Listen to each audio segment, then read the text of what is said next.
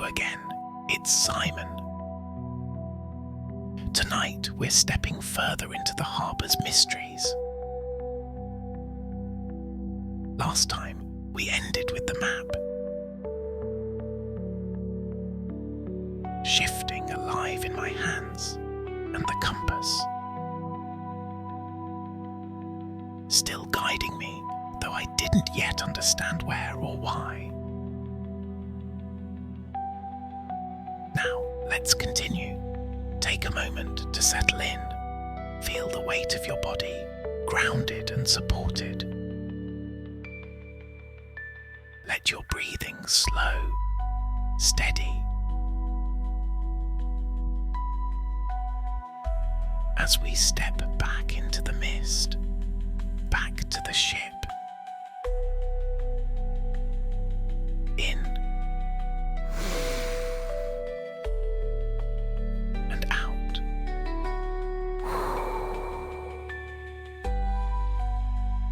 In and out.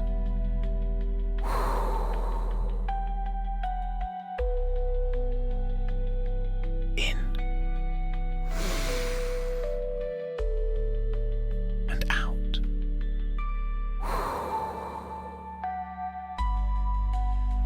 In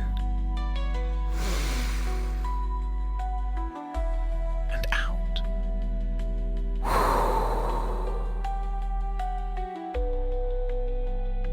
The deck beneath me creaked softly as I stood, the map glowing faintly in my hands. The figures around me, pale and silent, continued their tasks as though I wasn't there. The compass in my pocket began to hum. A low, rhythmic vibration. Not unpleasant, but steady, almost like a heartbeat. Unfolded the map again, watching as the lines shifted and wove together, forming a path that seemed to stretch far beyond the ship. Where does it lead? I asked softly, not expecting an answer. But one of the figures turned to me, their face calm and serene. It leads to the harbour's heart, they said. But the path is not always clear. You must trust it and trust yourself.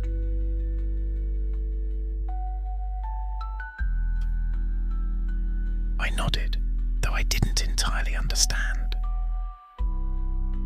I took a deep breath, feeling the air cool and heavy around me, and stepped forward. The ship beneath me faded, the planks dissolving into the mist, and I found myself standing on a narrow stone path. Winding through the water like a thread.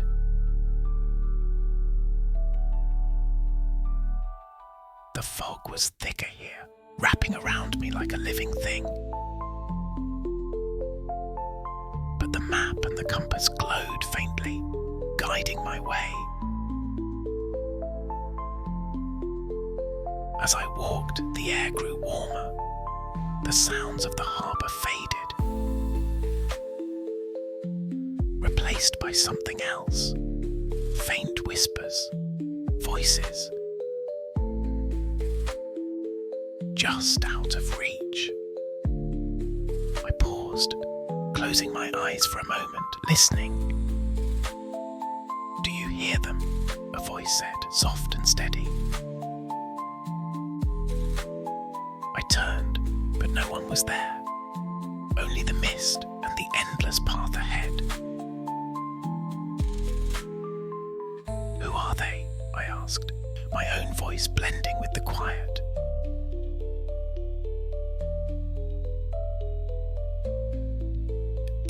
ones who came before," the voice replied, echoing softly in the air. "Their stories are written in the harbour's sands and in its waters."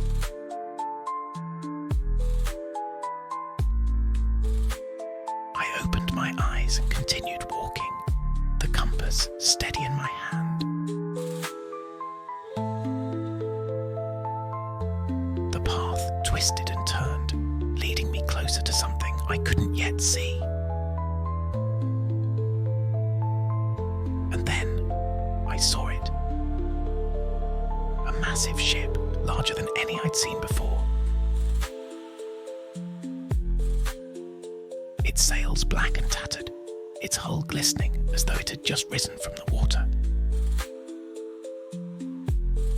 The map in my hand began to pulse. The lines glowing brighter, pointing me toward the ship.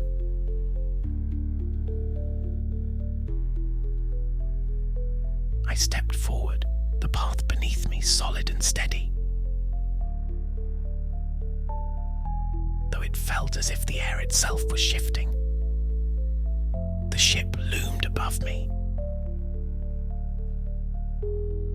Its presence heavy, almost alive. And at its bow stood a figure, their silhouette sharp against the faint glow of the mist. "You've come far," they said, their voice strong but calm. "But the harbour's secrets are not easily given. You must prove yourself."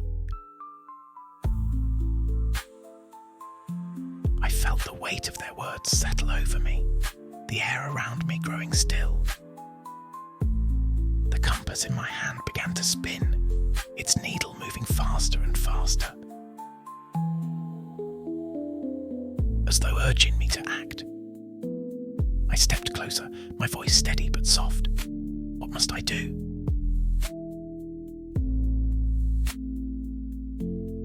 The figure didn't answer, but their gaze held mine, calm and unwavering.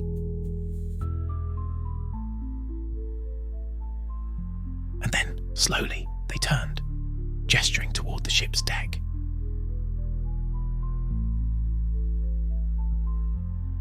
For now, we'll leave it here.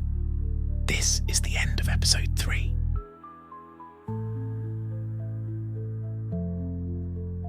Imagine the ship, its towering sails, the calm of the harbour around you. Let your breathing slow, steady, as you drift in the quiet.